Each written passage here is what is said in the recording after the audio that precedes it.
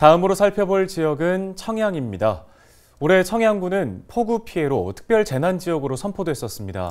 또 대량의 필로폰을 밀반입한 태국인 조직이 검거되고 복지단체 직원이 이웃 돕기 성금을 빼돌리는 등 사건, 사고도 잇따랐습니다. 정호석 기자가 정리했습니다.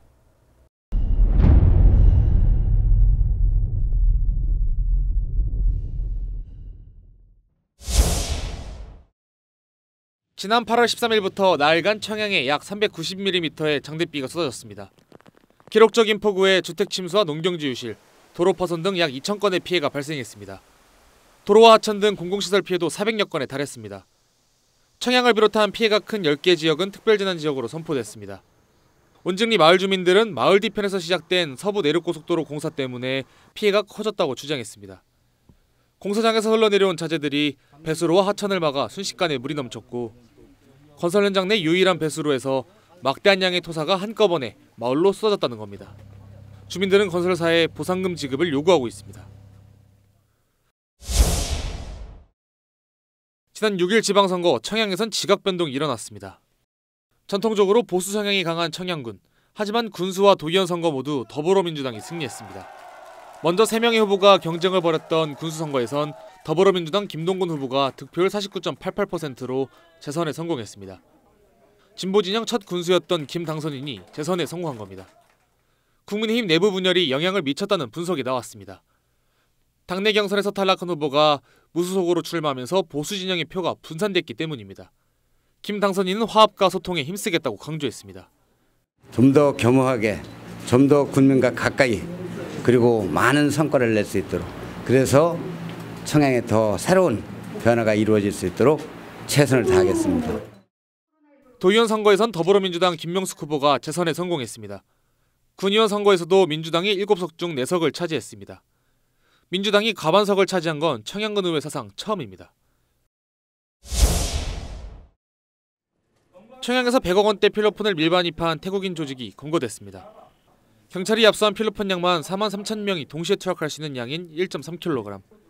일당은 마약을 건강식품 사이에 숨긴 뒤 국제특급 우편을 통해 국내에 밀반입해 유통했습니다. 이들은 SNS를 통해 청양과 전북을 중심으로 현금을 받고 마약을 판매했습니다. 알고 보니 마약 판매 총책과 조직원 등 붙잡힌 40명은 모두 불법 체류자였습니다. 경찰은 총책과 조직원 등 9명을 마약류 관리법 위반 혐의로 구속하고 나머지 31명은 강제 출국 조치했습니다.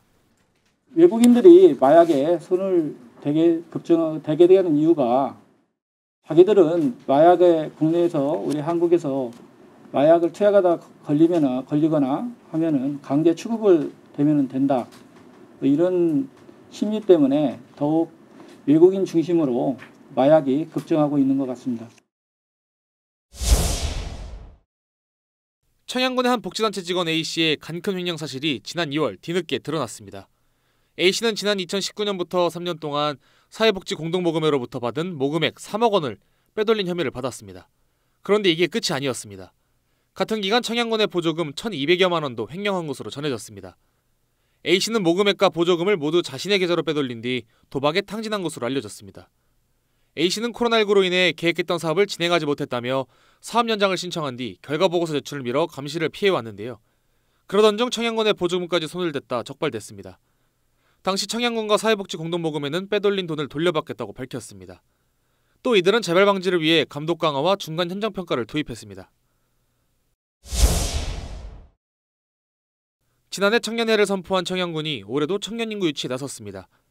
특히 전국 기초지자체 중 최초로 지급한 청년수당이 큰 관심을 받았습니다.